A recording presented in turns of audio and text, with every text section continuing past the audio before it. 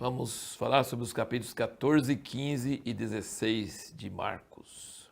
E aqui no início do capítulo 14 nós temos a mulher quebrando o vaso de alabastro e desperdiçando, aparentemente, entre aspas, aquele bálsamo caríssimo derramou sobre a cabeça de Jesus. Impressionante ver como Jesus fez muita coisa que nos surpreende e prova que ele é Deus.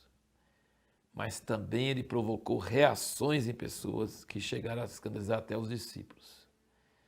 O amor extravagante que a mulher quebrou o alabastro demonstrava a reação que Jesus provocava nas pessoas, e principalmente nela, que foi notável. Isso é uma coisa que, por exemplo, Jesus chamou a atenção dos seus discípulos sobre aquela viúva pobre, e aqui Jesus defende a mulher, todo mundo falou contra ela, como você faz um absurdo desse? Porque Jesus tinha ensinado eles para cuidar dos pobres, para ajudar os pobres e tal. Ele falou assim, os pobres vocês sempre vão ter, mas eu nem sempre. E onde esse evangelho for pregado, isso que ela fez será pregado em testemunho a favor dela. Você já pensou? Deus chama a atenção não só daquilo que ele mesmo faz, mas da reação que ele causa nas pessoas. Jesus é tão amável, tão adorável, tão maravilhoso, que provocou essa reação extravagante nessa mulher, e isso ficou contido dentro do Evangelho. O Evangelho não é só o que Deus faz, mas é o que Deus faz a gente fazer.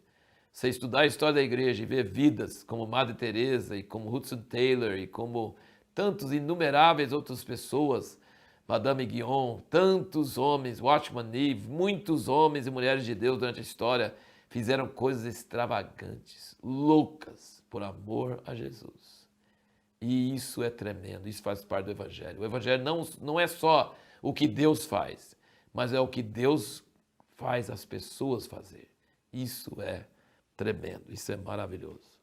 Onde quer que o Evangelho for pregado, o que essa mulher fez seria contado para a memória sua. E aí nós chegamos aqui nessa questão que nós perguntamos no último vídeo, o que devemos fazer quando sentimos medo e incapacidade de obedecer a Deus?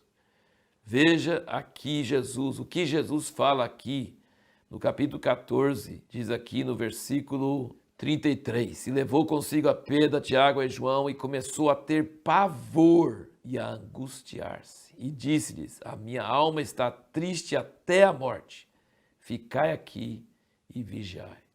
Muitas vezes nós endeusamos tanto Jesus que achamos que ele levava tudo numa boa, que ele já tinha premonição, já sabia como é que ia ser, tinha a força de Deus. Nós não entendemos a humanidade de Jesus.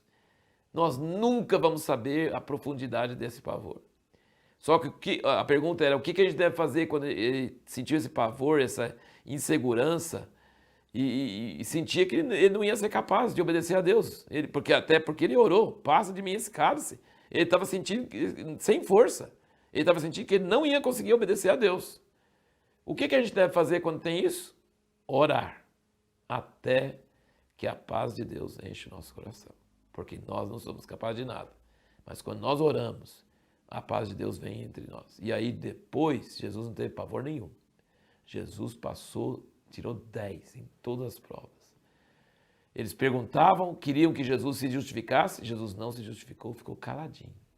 E eles não conseguiram condenar Jesus. Sabe o que ele fez? Olha o versículo 60, diz, e levantou-se então o sumo sacerdote no meio e perguntou a Jesus, não respondes coisa alguma? Que é que esses depõem contra ti? Ele, porém, permaneceu calado e nada respondeu.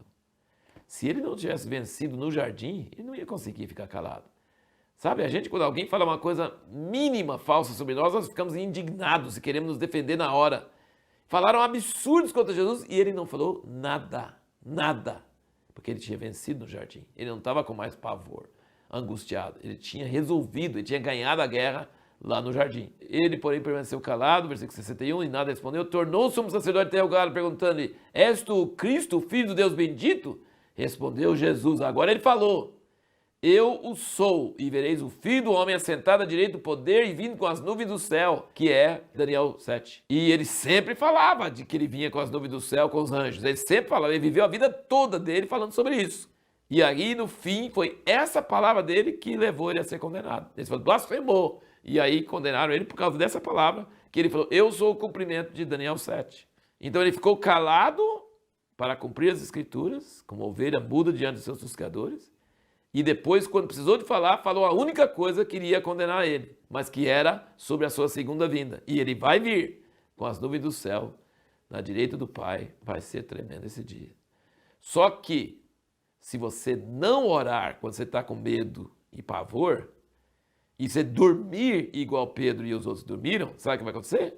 Na hora do vamos ver, você vai ter pavor e aí você vai negar Jesus. E olha que coisa interessante. Pedro que passou tudo para Marcos, essas informações, que Marcos não estava lá presente vendo essas coisas. Agora, aí Pedro conta para Marcos, ele não fala assim, não, Marcos, espera aí, não conta que eu neguei Jesus 3 vezes, não conta, não me envergonha não. Ele contou tudo, ele pôs tudo. Depois ele chorou quando ele viu, né? O galo cantou e ele negou Jesus. Se você não ora, você não tem força, e na hora do vamos ver, você vai envergonhar Jesus. Mas se você ora, você vai vencer, e você vai ter poder, e você vai realmente vencer a tentação. E Jesus fala muito aqui sobre cumprir as Escrituras. Olha que coisa interessante. Ele fala que é necessário para cumprir as Escrituras. Vamos só ver alguns versículos. Aqui o 14, versículo 21 diz, pois o Filho do Homem vai conforme está escrito a seu respeito. Depois do versículo 27, ele diz, disse-lhe então Jesus, todos vós os escandalizareis, porque escrito está, ferirei o pastor e as ovelhas se dispersarão. Ele cita as Escrituras novamente. E o versículo 49, ele diz, todos os dias estava convosco no templo a ensinar e não me prendeste, mas isto é para que se cumpram as Escrituras. Então Jesus tinha noção, consciência, que o seu dever era cumprir as Escrituras para que ficasse tudo do jeito, cumprisse exatamente o que Deus já tinha falado nas Escrituras. Uma outra coisa importante nós notarmos, olha a humilhação de Jesus. Capítulo 14, versículo 65 diz, alguns começaram a cuspir nele, a cobrir-lhe o rosto e a dar-lhe socos e a dizer-lhe, profetiza. E os guardas receberam-no a bofetadas. E você vê o 15, no versículo 16, os soldados, pois, levaram-no para dentro ao pátio pretório e convocaram toda a corte, vestiram-no de púrpura, puseram-lhe na cabeça uma coroa de espinhos que haviam tecido e começaram a saudá-lo. Salve, rei dos judeus! Davam-lhe com uma cana na cabeça, cuspiam nele e pôs de joelhos o adoravam. Depois de o terem assim escarnecido, despiram-lhe a púrpura e lhe puseram as vestes, então levaram para fora a fim de crucificarem. E o versículo 29, os que iam passando blasfemavam dele, meneando a cabeça, dizendo, tu que destróis o santuário e em 3 dias o reedificas, salva-te a ti mesmo, descendo da cruz. De igual modo também os principais sacerdotes com os escribas escarnecendo diziam entre si, a outro salvou, a si mesmo não pode salvar. Desça agora da cruz o Cristo, o rei de Israel, para que vejamos e creamos. Também os que com ele foram crucificados o injuriavam. Então ele foi até o chão, até o mais baixo de humilhação, e ele será levantado ao mais alto ponto de glória. Glória a Jesus. E finalmente a última parte aqui do capítulo 16 de Marcos, porque termina aqui no versículo 8, muitos manuscritos só terminam no versículo 8. Saindo elas, fugindo do sepulcro, estavam possuídos de medo e assombro e não disseram nada a ninguém porque temiam. E aí a parte de 9 até o 20 foi acrescentado depois, talvez não foi o próprio Marcos que escreveu, tem dúvidas sobre isso. Se bem que tá tudo exatamente como o testemunho dos outros evangelhos. E ele fala, esses sinais seguirão os que creem, em meu nome expulsarão demônios, falarão novas línguas, pegarão em serpentes. E essas palavras, apesar de talvez não estavam no original, sei lá, mas foram acrescentadas por homens de Deus, pessoas de Deus e pessoas têm praticado isso durante a história da igreja e funciona. Então nós podemos receber todo o Evangelho de Marcos como sendo a palavra inspirada de Deus. Maravilhoso. E agora, a pergunta que nós vamos responder no próximo vídeo, começando o Evangelho de Lucas. O mesmo anjo Gabriel aparece a Zacarias e a Maria. Qual a diferença da reação dos dois?